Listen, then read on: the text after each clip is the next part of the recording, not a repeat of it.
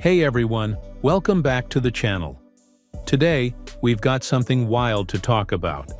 And it could shake up the game in a big way. Imagine a 2,600-pound Camaro, built for war on the No Prep King's battlefield, suddenly sliding over to a radial prep surface for a $100,000 shootout. Yeah, you heard that right. Kye Kelley's infamous Can't Get Right Camaro, the same car that's been terrorizing the big tire scene, might be making a move that no one saw coming. Now let me paint the picture for you. Kye Kelley and Scott Taylor recently hopped on a live stream over on the Speed Promotions Facebook page. Just your usual racer banter, until Kye dropped a bomb.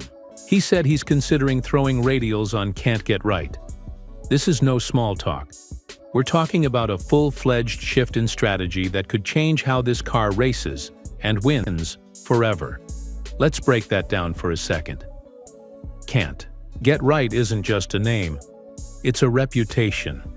This Camaro is a purpose-built monster for MPK, a lightweight pro-mod-style beast designed to hook hard and fly on sketchy no-prep surfaces. It's built around a screw-blown combo pushing some serious power. We're talking 125% overdrive. That's earth-shaking horsepower, folks. And now Kye's talking about throwing that setup on radials? That's like putting a nitrous-fed dragster on ice skates and saying, let's see what happens. But here's where it gets really interesting. Kye already has a radial car, his older MPK ride known as Jangalang. That car has proven itself on small tires, and it's fast. Like, terrifyingly fast. He took it to a big $100,000 shootout not too long ago and was killing it, until a parachute failure sent him flying off the end of the track. The car took some damage, but that didn't erase what we all saw. Jangalang can absolutely fly on radials. So the obvious question is, why switch to Can't Get Right for this upcoming radial race? Wait. That's why. See, Can't Get Right is about 150 pounds lighter than Jangalang.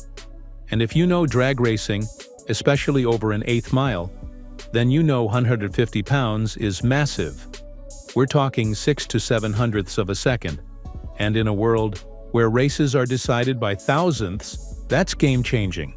That weight difference alone could be the edge Kye needs to walk away from this 100K race with the win, if the car can handle the radial setup.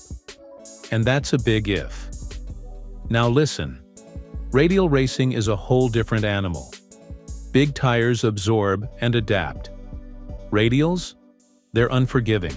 They demand a perfectly balanced setup, weight distribution, suspension geometry, shock travel. Everything has to be dialed. Can't Get Right was purpose-built for MPK, not radial. Short wheelbase, pro-mod style setup, blower placement, these things could either make it a dark horse or a total disaster. But here's the twist. Several other ex-MPK cars have made the jump to radials and absolutely crushed it. Take Justin Swanstrom's Lexus, for example. Originally built for No Prep Kings, that car is now running lights out on radials.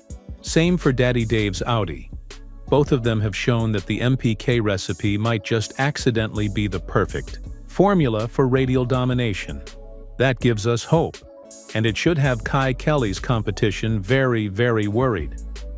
With Can't Get Right tipping the scales around 26-30 pounds on big tires, you can bet it'll shed even more weight when it's trimmed down for radials, sub 2600 on a prepped surface, with 125% overdrive through a screw blower. That's the kind of combo that doesn't just win, it erases lanes. If the track is tight, the weather's right, and the car hooks, Kye Kelley could very well reset the expectations for what a former MPK car can do on radials. But it's all riding on one big question. Will it work? Because if it does, oh boy, there's going to be a new sheriff in Radial Town. And you know Kye. He's not showing up to play. He's showing up to take heads, collect checks, and remind everybody why he's one of the baddest racers in the game. $100,000 is on the line. And when that kind of money is up for grabs, there are no friends, no favors, just fast cars and harder decisions. Now let me give you a little advice. Keep your eye on this car. Follow the test sessions. Watch the data. Because Can't Get Right might just be getting all the way right. On Radials. If Kye pulls this off, we might be witnessing the evolution of his entire program. This isn't just about one race. It's about proving that a car built for one arena can dominate in another. What's happening here is more than just a tire change. It's a strategic shift that could influence how we see crossover between no prep and radial racing moving forward. When a heavy hitter like Kye Kelley considers entering a big-money radial event with a car as purpose-built as Can't Get Right, it tells you something bigger is happening in the sport. This isn't just about one racer or one event. It's a sign that the boundaries between racing formats are starting to blur in ways we've never seen before.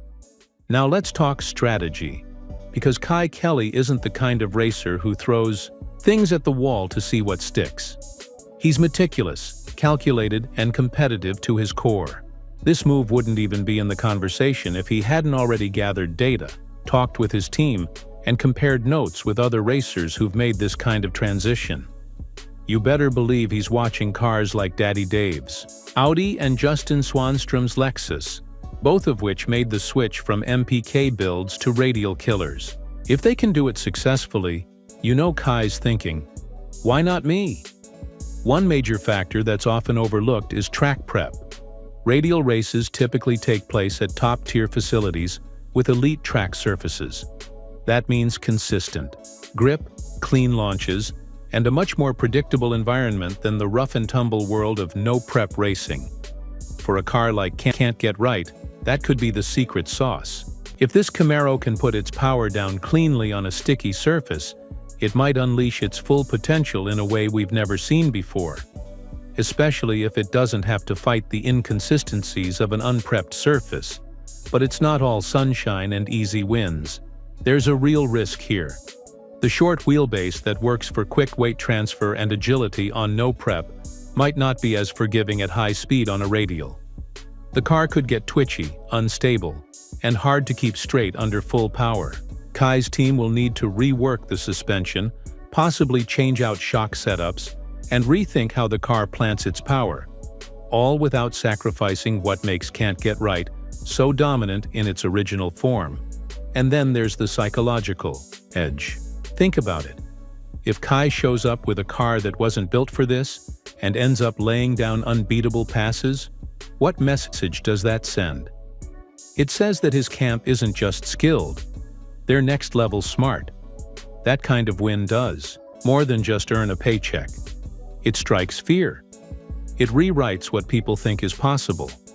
And it elevates Kye Kelley from MPK standout to a true multidiscipline racing threat. Meanwhile, other teams will be watching like hawks. You can bet that racers like Ryan Martin, Swanstrom, and Lizzie Musi are paying attention.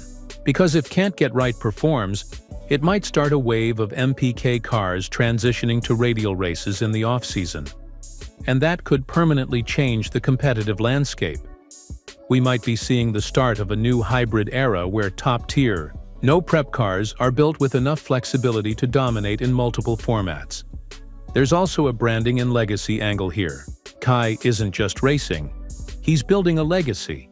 Making a bold move like this and winning would solidify him as one of the most versatile and fearless drivers in the game.